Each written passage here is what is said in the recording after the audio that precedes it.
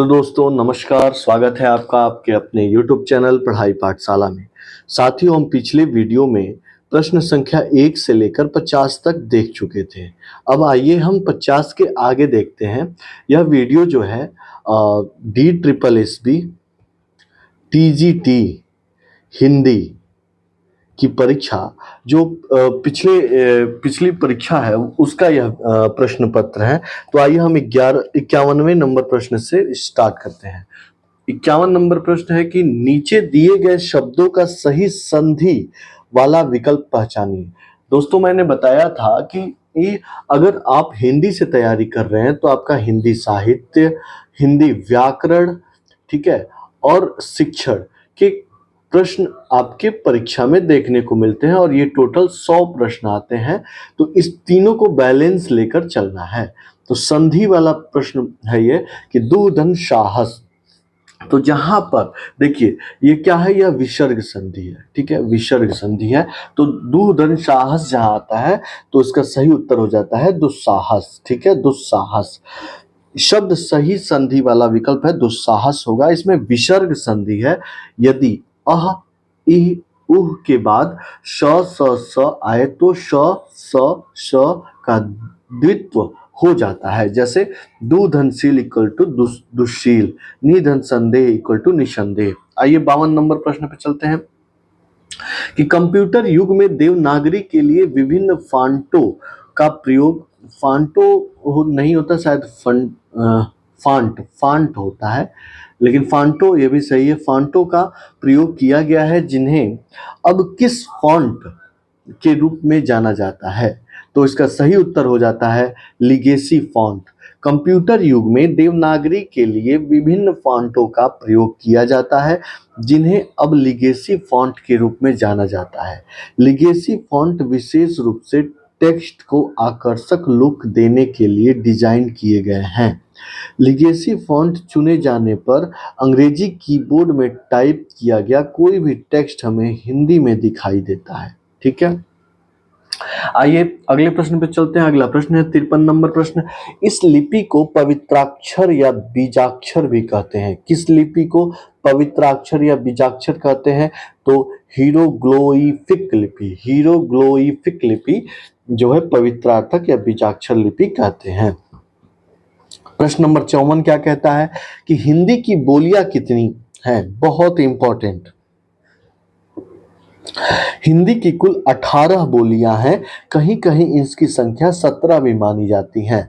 हिंदी और उसकी उपभाषाओं तथा बोलियों का वर्गीकरण अगर हम देखें तो वो निम्न है। देखिए 18 होती हैं।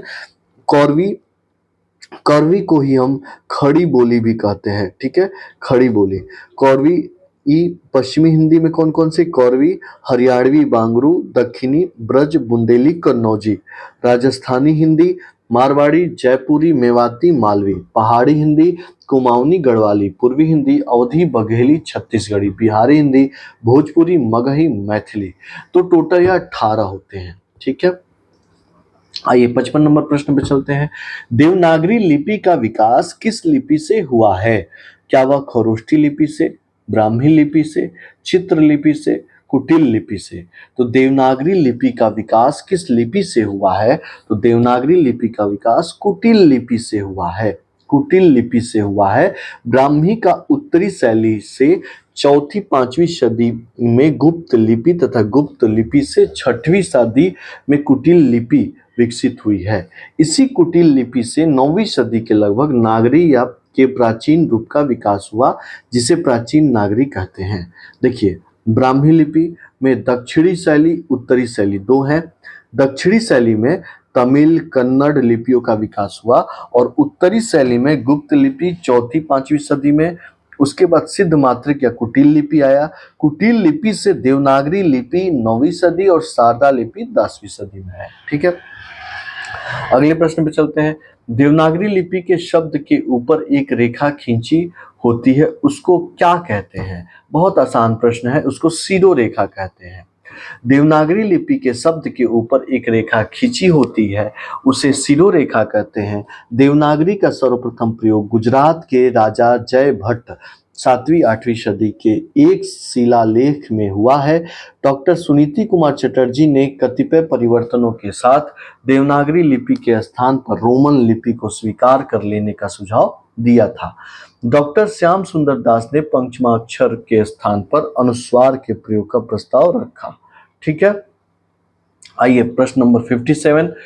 भारतीय संविधान के किस लिपि को राष्ट्रीय लिपि की मान्यता दी गई है? क्या यह सिंधु लिपि है, गुप्त लिपि है, गुरुमुखी लिपि है या फिर देवनागरी लिपि है? तो इसका सही उत्तर हो जाता है साथियों कि देवनागरी लिपि। ठीक है, देवनागरी लिपि। भारतीय संविधान में देवनागरी लिपि को राष्ट्रीय लिपि की मान्यता दी गई है। संविधान की धारा 343(1) के अनुसार भारतीय संघ की राजभाषा हिंदी एवं लिपि देवनागरी होगी। देखिए ये आर्टिकल है, आर्टिकल भी आपको याद रखना है जो 343 से लेके 351 तक। 14 सितंबर सन 1949 को हिंदी को भारत की राजभाषा स्वीकार किया गया। 14 सितंबर का दिन प्रतिवर्ष हिंदी दिवस के रूप में मनाया जाता है। ठीक है, आइए अगले प्रश्न पे चलते हैं। निम्न विकल्पों में से उस विकल्प का चयन कीजिए जो दिए गए शब्द का विलोम शब्द है। देखिए आलोक, आलोक का विलोम शब्द क्या होगा? तिमिर, तिमिर। अनन्य का विलोम शब्द अन्य, अन्य। सजल का निर्जल, निंदा का स्तुति, अतिवृष्टि का अनावृष्टि। ठीक है, आइए 59 नंबर प्रश्न पे चलते हैं कि दक्षिण भारत में देवनागरी लिपि के प्रचार का समय क्या था? तो दक्षिण भारत में देवनागरी लिपि के प्रचार का समय ईसा की 8वीं सदी, ईसा की 8वीं सदी था। दक्षिण भारत में देवनागरी लिपि के प्रचार का समय ईसा की 8वीं सदी था। देवनागरी लिपि के नाम के विषय में अनेक मत हैं जो निम्न है। प्रसिद्ध बौद्ध ग्रंथ ललित विस्तार में वर्णित नागलिपि से नागरी नामकरण हुआ। पाटलिपुत्र को नागर और चंद्रगुप्त को देव कहने के कारण देवनागरी नामकरण किया गया। गुजरात के नागर ब्राह्मणों के नाम पर नागरी नाम पड़ा। और डॉक्टर धीरेन्द्र वर्मा के अनुसार मध्य युग के स्थापत्य की एक शैली का नाम नागर होने से नागरी ही नाम पड़ा। ठीक है, प्रश्न नंबर 60 पे आते हैं। प्रश्न नंबर 60 क्या कहता है कि ब्राह्मी लिपि की उत्पत्ति चीनी लिपि से हुई है, ऐसा किस विद्वान का मत है? तो देखिए ब्राह्मी लिपि की उत्पत्ति चीनी लिपि से हुई है, ऐसा जो मत है वह फ्रेंच विद्वान कुपेरी का है। ब्राह्मी लिपि की उत्पत्ति चीनी लिपि से हुई है, यह मत फ्रेंच विद्वान कुपेरी का है।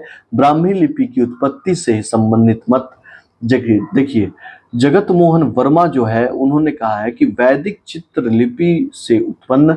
डॉक्टर राजबली पांडे ने कहा है कि सिंधु घाटी लिपि से उत्पन्न है ब्राह्मी लिपि। और डाउन्स कनिंघम लसन ने कहा है कि आर्यों की पुरानी चित्रलिपि से उत्पन्न है। डॉक्टर बुलर, डॉक्टर डेविड डिरिंजर ने कहा है कि उत्तरी सीमा से उत्पन्न है। टेलर डीके कैनल ने कहा है कि दक्षिणी सीमा से उत्पन्न है। वेबर बेनफे जेनसेन ने कहा है कि फोनेशिया से उत्पन्न है। आइए अगले प्रश्न पे चलते हैं। निम्न विकल्पों में से उस विकल्प का चयन करें जो प्रत्यय से बने शब्द का सही विकल्प नहीं है। देखिए इसका सही उत्तर हो जाएगा निर्दोष। निर्दोष शब्द प्रत्यय से बने शब्द सही विकल्प नहीं है। निर्दोष शब्द निर उपसर्ग, इसमें जो है निर उपसर्ग लगा है प्लस दोष उपसर्ग लगा है।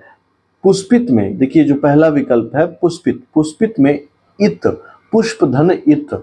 मनौती में मन धन औती प्रत्यय है। शब्दों के बाद जो अक्षर या अक्षर समूह लगाया जाता है उसे प्रत्यय कहते हैं। प्रत्यय दो प्रकार के होते हैं, कृत प्रत्यय, तद्धित प्रत्यय। क्रिया या धातु के अंत में प्रयुक्त प्रत्यय को कृत प्रत्यय और संज्ञा, सर्वनाम और विशेषण के अंत में लगने वाले प्रत्यय को तद्धित प्रत्यय कहा जाता है। ठीक है, आइए अगले प्रश्न पे चलते हैं। प्रश्न नंबर 62। निम्न विकल्पों में से मिश्र वाक्य को पहचानिए। गाड़ियां बहुत तेज चल रही हैं। आज यदि बारिश हो तो तुम यहीं रुक जाना। वह घर से निकला था परंतु वापस लौट गया, शायद वह मान जाएगी। देखिए जो ये गाड़ियां बहुत तेज चल रही हैं, ये क्या है? सरल या साधारण वाक्य। आज यदि बारिश हो तो तुम यहीं रुक जाना, ये है मिश्र वाक्य। इसका सही उत्तर हो जाएगा, मिश्र वाक्य पूछा है तो सही उत्तर बी हो जाएगा। वह घर से निकला था परंतु वापस लौट गया, यह हो गया संयुक्त वाक्य। ठीक है, शायद वो हम मान जाएगी, यहाँ पे शायद लगा हुआ है इसलिए संदेहवाचक। देखिए, रचना के अनुसार वाक्य तीन प्रकार के होते हैं, एक सरल या साधारण वाक्य, दूसरा मिश्र वाक्य और तीसरा संयुक्त वाक्य। और इन तीनों का उदाहरण ऊपर मैंने बता दिया। ठीक है, आइए प्रश्न नंबर 63 पे चलते हैं कि निम्न विकल्पों में से उस विकल्प का चयन कीजिए जो दिए गए वाक्य के अनुसार विशेषण के भेद का सही विकल्प हो। मेरे सूट में 3.5 मीटर कपड़ा लगेगा। तो ये जो 3.5 मीटर है वह किस प्रकार का विशेषण है? क्या वह संख्यावाचक विशेषण है? बिल्कुल नहीं। संख्यावाचक विशेषण होता कि 3, 4, 5 इस तरीके से लगा होता। गुणवाचक अच्छा, बुरा, मीठा होता तो गुणवाचक विशेषण होता। निश्चित परिमाणवाचक विशेषण यह इसका सही उत्तर है। जहां 3.5, 4.5 अथवा मीटर की बात आए तो वहां निश्चित परिमाणवाचक विशेषण होता है। मेरे सूट में 3.5 मीटर कपड़ा लगेगा, वाक्य में निश्चित परिमाणवाचक विशेषण का भेद है। संख्यावाचक विशेषण का एक मुख्य भेद परिमाणवाचक है, यह किसी वस्तु की नाप या तौल का बोध कराता है। निश्चय और अनिश्चय के आधार पर परिमाण बोधक विशेषण के दो भेद किए गए हैं। पहला, निश्चय परिमाणवाचक विशेषण, जैसे 2 सेर घी, 10 हाथ 4 गज मलमल, ये हो गया निश्चित परिमाणवाचक। अनिश्चय परिमाणवाचक विशेषण होता है बहुत दूध, सब धन, अनिश्चय हो, निश्चय नहीं हो, पूरा आनंद, ये अनिश्चय हो गया। आइए प्रश्न नंबर 64 पे चलते हैं। निम्न विकल्पों में से संयुक्त वाक्य को पहचानिए। देखिए, हिंदी टीजीटी की परीक्षा का प्रश्न पत्र है और देखिए इसमें व्याकरण के प्रश्न कितने आ रहे हैं हिंदी के प्रश्न में, तो इसीलिए हम व्याकरण को भी गंभीरता से लेना है, ये नहीं कि केवल हम हिंदी पढ़ के जाएं। निम्न विकल्पों में से संयुक्त वाक्य को पहचानिए। मैं भी आपके जैसा डॉक्टर बनना चाहता हूं। देखिए, एक इच्छा जाहिर कर रहा है तो यह हो जाएगा इच्छावाचक। मीता नए कपड़े लेकर आई है, यह हो जाएगा सरल वाक्य। वह शायद अभी तक नहीं पहुंचा, शायद लग गया इसलिए संदेहवाचक। हमें संयुक्त वाक्य पहचानना है तो रमेश ने काम खत्म किया, एक वाक्य यहाँ खत्म हो गया और लग गया, वह अपने घर चला गया, यह दूसरा वाक्य है। और जब दो वाक्य किसी योजक चिन्ह से जुड़ते हैं तो उसे हम संयुक्त वाक्य कहते हैं, तो इसका सही उत्तर हो जाएगा डी। ठीक है, अगला प्रश्न है, अगले प्रश्न पे आते हैं कि निम्न विकल्पों में से उस विकल्प का चयन कीजिए जो भाववाचक संज्ञा का सही विकल्प नहीं है।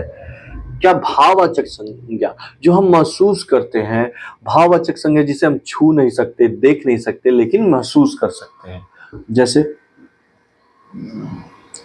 संज्ञा का सही विकल्प नहीं पूछा है। सुखदाई, देखिए सुखदाई, दुखदाई, ये सब महसूस किया जाता है, ये भी भाववाचक संज्ञा है। घटाव भाववाचक संज्ञा है। मनुष्यता भाववाचक संज्ञा। शीतल, शीतल जल, यह एक विशेषण है। ठीक है, जैसे शीतल जल, शीतल हवा, तो यह विशेषण है। भाववाचक संज्ञा में का उदाहरण और क्या क्या हो सकता है? लंबाई, बुढ़ापा, मिठास, नम्रता, गर्मी, मित्रता इत्यादि। नीचे दिए गए वाक्य में कौन सी शब्द शक्ति है? मोहन पढ़ रहा है। देखिए, 3 प्रकार की शब्द शक्ति होती है। पहला होता है अभिधा शब्द शक्ति, दूसरा होता है लक्षणा शब्द शक्ति, तीसरा होता है व्यंजना शब्द शक्ति। तो नीचे दिए गए वाक्य में कौन सी शब्द शक्ति है? मोहन पढ़ रहा है, तो यहाँ सीधे सीधे बात कही जा रही है, कोई घुमा फिरा के बात नहीं की जा रही है, ना किसी बात के माध्यम से किसी चीज का संकेत किया जा रहा है, तो सीधे सीधे बात है, तो अविधा शक्ति। शब्द अपना एक निर्धारित अर्थ नहीं रखते, शब्दों का अलग अलग संदर्भों में प्रयोग किया जाता है तो उसे अलग अलग अर्थ निकलते हैं। इस अलग अर्थ का ज्ञान कराने वाली शक्ति ही शब्द शक्ति कहलाती है। इसके 3 भेद हैं, अभिधा, लक्षणा, व्यंजना। अभिधा शब्द शक्ति वह होती है जहां पर वक्ता द्वारा कहे गए कथन का श्रोता द्वारा जो का तो अर्थ ग्रहण कर लिया जाता है, उसे अभिधा शब्द शक्ति कहते हैं। आइए अगले प्रश्न में चलते हैं। निम्न विकल्पों में से उस विकल्प का चयन करें जो पुनः उपसर्ग से बना सही शब्द है। ठीक है, पुनर्जीवन, पुनः धन जीवन, यही इसका जब संधि विच्छेद करेंगे आप तो हो जाएगा पुनः धन जीवन। ठीक है, इसका सही उत्तर हो जाएगा पुनर्जीवन। पुरस्कार, पुरा धनकार, यह विसर्ग संधि हो जाएगा। पुरातन, पुरा धन तन, यह व्यंजन संधि। प्रतियोगिता जो होता है प्रतियोग मूल शब्द है, इता प्रत्यय से बना है तो प्रतियोगिता हो जाएगा। ठीक है, उपसर्ग, जो संस्कृत के उपसर्ग कितने होते हैं तो 19 होते हैं, ये इंपॉर्टेंट है। हिंदी उपसर्ग 10 होते हैं, उर्दू उपसर्ग 12 होते हैं। ठीक है, आइए प्रश्न नंबर 68 पे चलते हैं। निम्न विकल्पों में से उस विकल्प का चयन करें जो उपसर्ग से बने शब्द का सही विकल्प नहीं है। मतलब उपसर्ग, उपसर्ग का मतलब जो किसी शब्द से पहले जुड़ता है उसको उपसर्ग कहते हैं, और जो किसी शब्द के मूल शब्द के बाद में जुड़ता है उसको प्रत्यय कहते हैं।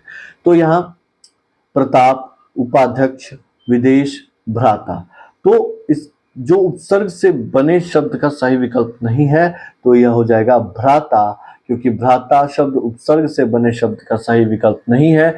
जबकि प्रताप प्रधनताप, अध्यक्ष अधिधन अक्ष, विदेश विधन देश, तो इसमें प्र उपसर्ग है, अधि उपसर्ग है, वि उपसर्ग है से बने हुए शब्दों के बाद जो अक्षर या शब्द समूह लगाया जाता है उसे प्रत्यय कहते हैं।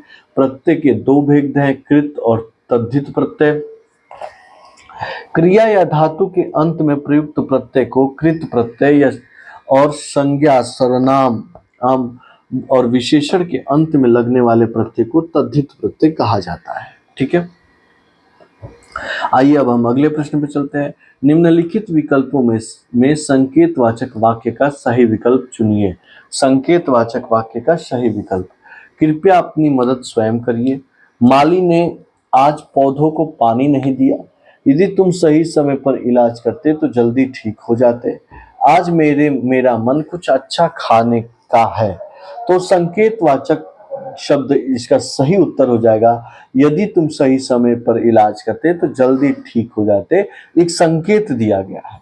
ठीक है, माली ने आज पौधे को पानी नहीं दिया, यहाँ नहीं लग गया है, इसलिए यह हो जाएगा निषेधवाचक, निषेधवाचक। ठीक है, आज मेरा मन कुछ अच्छा खाने का है, एक इच्छा जाहिर की जा रही है तो ये हो जाएगा इच्छावाचक शब्द। ठीक है, आइए 70 नंबर प्रश्न पे चलते हैं कि खटोला शब्द में कौन सा प्रत्यय है। देखिए, खटोला शब्द में ओला प्रत्यय है, ओला। ठीक है, जैसे ओला प्रत्यय से निर्मित शब्द कौन सा है, मझोला, बिचोला, सपोला, पटोला, बतोला इत्यादि। आ प्रत्यय से कौन है, प्यासा, प्यास धन आ, भूखा, जोड़ा, छात्रा, बैठा इत्यादि। ठीक है, आइए 71 नंबर प्रश्न पे चलते हैं कि निम्न विकल्पों में से उस विकल्प का चयन कीजिए जो मध्यम पुरुष वाचक सर्वनाम का सही विकल्प है।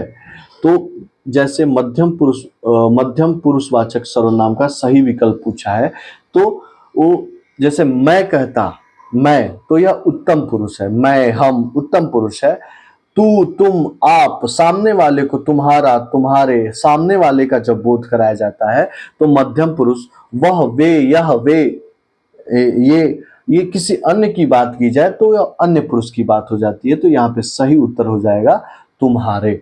ठीक है, आइए अगले प्रश्न पे चलते हैं, प्रश्न नंबर 72 पे, कि जब कोई शब्द अपने मुख्यार्थ को बाधित करके अन्य अर्थ को बताए तब उसमें कौन सी शब्द शक्ति होती है। तो देखिए, जब मुख्य अर्थ को बाधित करके कोई अन्य अर्थ बताए तो उसमें लक्षणा शब्द शक्ति ही होती है। जब कोई शब्द अपने मुख्यार्थ को बाधित करके अन्य अर्थ को बता दे तब उसमें लक्षणा शब्द शक्ति होती है। साहित्य में लक्षणा शक्ति दो प्रकार की मानी जाती है। पहला रूढ़ी, दूसरा प्रयोजनवती।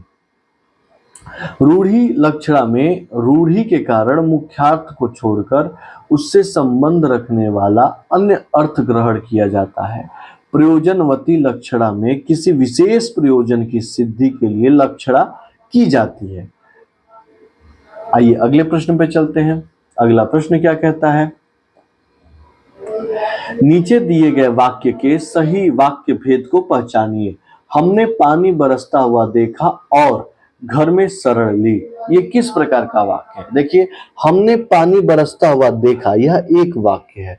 और बीच में लगा है, और बीच में लगा है, ये योजक के रूप में लगा है। घर में शरण ली, यह दूसरा वाक्य है। जब दो वाक्य किसी योजक चिन्ह से मिलकर बने होते हैं उसको हम संयुक्त वाक्य कहते हैं। तो इसका सही उत्तर हो जाएगा संयुक्त वाक्य होता है। रचना की दृष्टि से तीन प्रकार का वाक्य होता है। एक सरल या साधारण वाक्य, दूसरा मिश्र वाक्य, तीसरा संयुक्त वाक्य। ठीक है, आइए अगले प्रश्न पे चलते हैं। सीधी चलते राह जो रहते सदा निशंक, जो करते विप्लव उन्हें हरि का है आतंक। आतंक, यह पंक्ति में कौन सा अलंकार है? तो यहां पर जो है साथियों श्लेष अलंकार है। जहां किसी शब्द के एक से अधिक अर्थ निकले वहां श्लेष अलंकार होता है।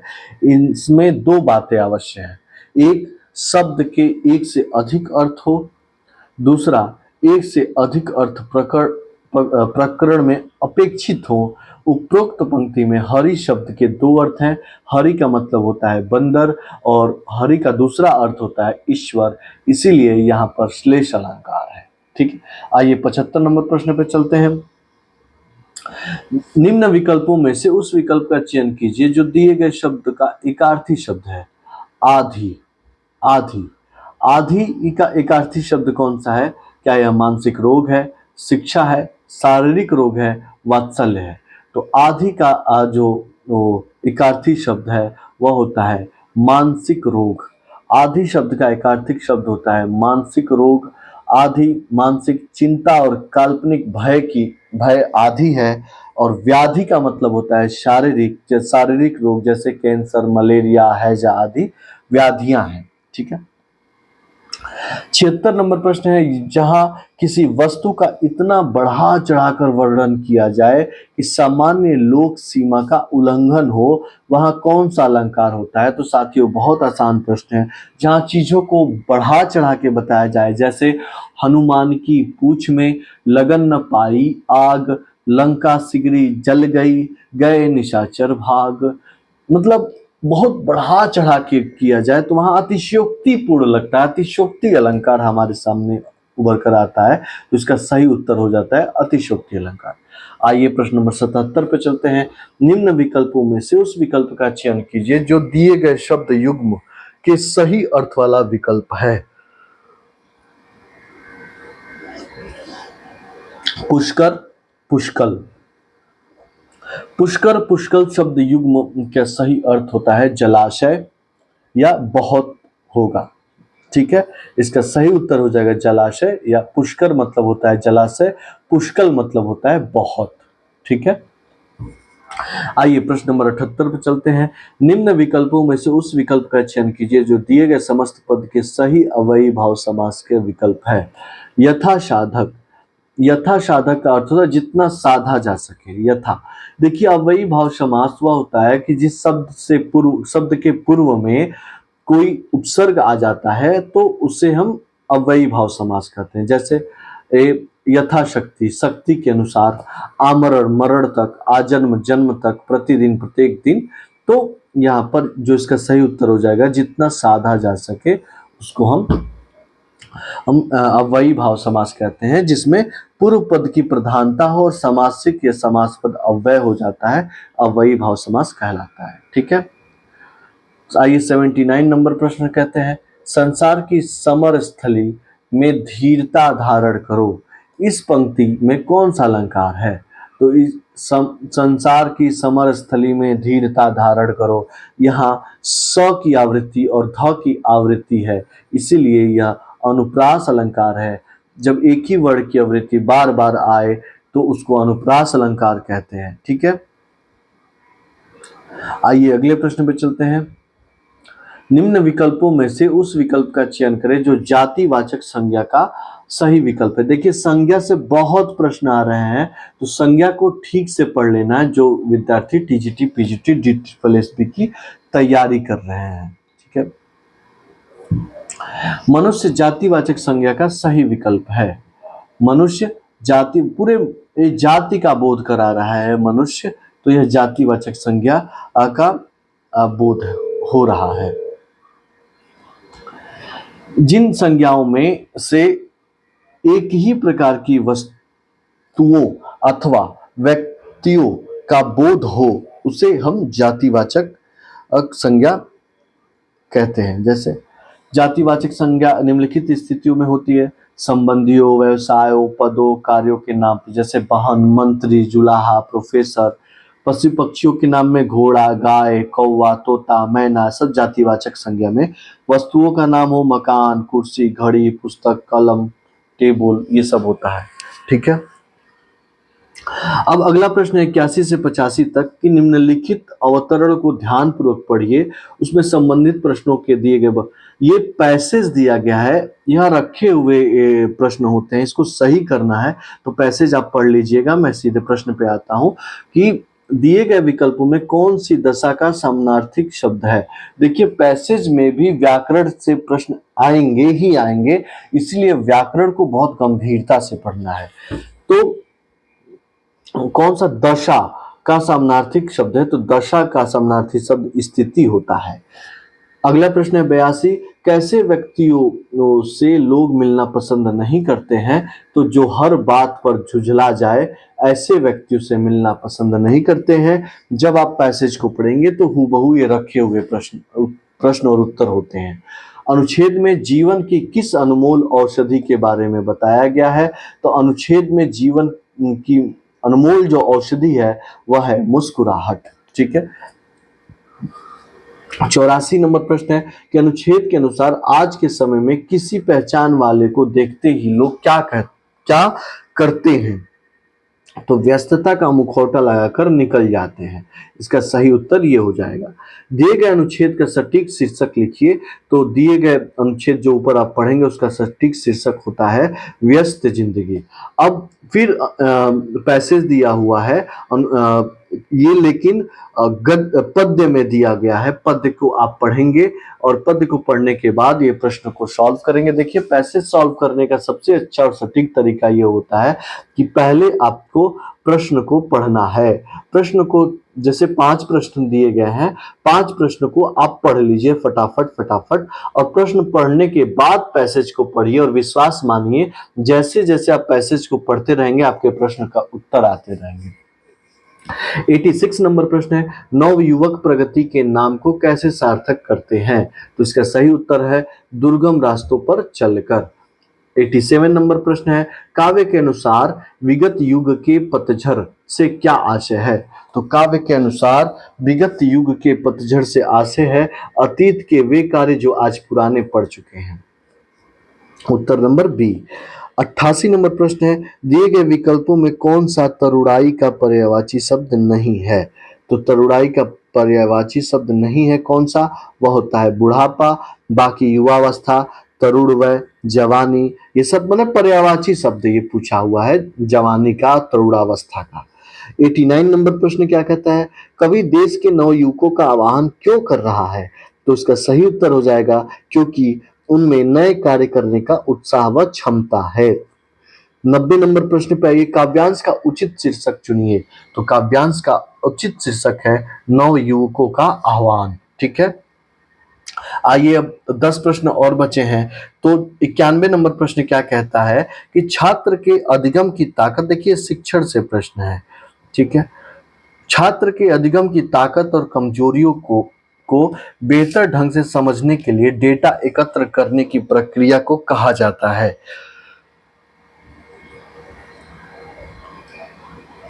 तो छात्र के अधिगम की ताकत और कमजोरियों को बेहतर ढंग से समझने के लिए डेटा एकत्र करने की प्रक्रिया को आकलन अधिगम कहा जाता है, असेसमेंट लर्निंग कहा जाता है। ठीक है, 92 नंबर प्रश्न पे आते हैं। नाटक क्या है? क्या यह कला प्रदर्शन है, कहानी प्रदर्शन है, नृत्य प्रदर्शन है, चलचित्र प्रदर्शन है?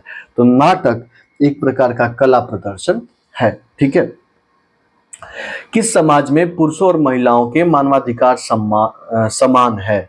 तो किस समाज में? तो लिंग समान समाज में। तो लिंग समान समाज में पुरुषों और महिलाओं के मानवाधिकार समान है। 94 नंबर प्रश्न पे आते हैं। प्रकृति क्या है लेकिन प्रकृति नहीं है? तो प्रकृति एक प्रकार की कला है, प्रकृति कला है लेकिन प्रकृति नहीं है। प्रकृति का अर्थ स्वभाव से है, किसी भी सजीव, निर्जीव या पदार्थ आदि का स्वाभाविक रूप, गुण या तत्व जो उसके रूप के मूल में होता है वही उसकी प्रकृति होती है। ठीक है, आइए 95 नंबर प्रश्न पे चलते हैं कि विकास का तात्पर्य है। तो विकास का क्या तात्पर्य है? गुणात्मक परिवर्तन। विकास का तात्पर्य गुणात्मक परिवर्तन से है, जो मूल्य सापेक्ष होता है। विकास तब तक नहीं हो सकता जब तक वर्तमान दिशा में वृद्धि न हो। आइए अगले प्रश्न पे चलते हैं। भाषा के लक्षण संवेदनात्मक, सामाजिक और शारीरिक विकास किस आयु में आते हैं?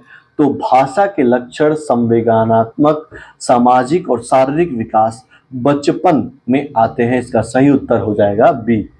97 नंबर प्रश्न है। अध्यापन से ज्यादा महत्वपूर्ण क्या है? तो अध्यापन से अधिक महत्वपूर्ण अधिगम है। अधिगम है, बिना अधिगम के सफल अध्यापन कार्य नहीं किया जा सकता है। ठीक है, 98 नंबर प्रश्न है। समावेशन से सबसे बड़ी बाधा किसके कारण होती है? तो समावेशन से सबसे बड़ी बाधा समाज के कारण होती है। समावेशन में सबसे बड़ी बाधा समाज के कारण होती है। सामाजिक मानदंड अक्सर समावेशन के लिए सबसे बड़ी बाधा होते हैं। पुराने दृष्टिकोण और वर्तमान सोच अभी भी विकलांग छात्रों और सीखने के मुद्दे से के साथ अल्पसंख्यक संस्कृतियों के छात्रों की आवाज का विरोध करते हैं। निर्दिष्ट पाठ्यक्रम का समानार्थी है क्या? वह इसका सही उत्तर हो जाएगा मुखर। और निर्दिष्ट पाठ्यक्रम का समानार्थी मुखर है। निर्दिष्ट पाठ्यक्रम का तात्पर्य उस पठन सामग्री से है जो एक विशेष कक्षा के छात्रों हेतु निर्धारित किया जाता है। 100 और अंतिम प्रश्न है। किसे हमेशा अधिगम में केंद्रीय भूमिका निभाने के लिए माना जाता है? तो वो इसका सही उत्तर होता है भाषा। भाषा को हमेशा अधिगम में केंद्रीय भूमिका निभाने के लिए माना जाता है। भाषा की शिक्षा देने के लिए शिक्षक कई विधियां या सूत्र अपनाता है, जैसे सरल से जटिल की ओर, विशेष से सामान्य की ओर, ज्ञात से अज्ञात की ओर। अधिगम में भाषा के माध्यम से ही हम छात्रों के साथ संवाद स्थापित करते हैं। तो साथियों, यह टीजीटी हिंदी के 100 प्रश्न हो गए और साथियों इसी तरीके से मैं लगभग प्रश्न आप सबके बीच लेकर आऊंगा। एक साल के पेपर को सॉल्व कराऊंगा। साथियों, जो विद्यार्थी DSSB की तैयारी कर रहे हैं वह ध्यान रखें कि अपनी पढ़ाई को जारी रखें तथा आप गोविंद पांडे की पुस्तक है हिंदी भाषा एवं साहित्य का वस्तुनिष्ठ इतिहास, उसको आप पढ़िए तथा रोज प्रतिदिन आप बहुत सारे PYQ, चाहे वो DSSB के क्वेश्चन हो, चाहे वो यूपी के क्वेश्चन हो, चाहे वो KVS के हो, चाहे NVS के हो, उसको लगाएं। हिंदी साहित्य के PYQ के लिए यूथ पब्लिकेशन की एक पुस्तक आती है, उसको ले लीजिए तथा हिंदी व्याकरण के लिए आप आदित्य पब्लिकेशन की पुस्तक ले लीजिए। विश्वास मानिए, जब यह परीक्षा होगी तो आप पाएंगे कि आपके लगभग प्रश्न सही होंगे अगर आप ईमानदारी से इन 2 पुस्तकों को पढ़ेंगे तो, और चयन सूची में आपका नाम होगा। आज का यह सेशन यही समाप्त करता हूं। धन्यवाद दोस्तों, नमस्कार।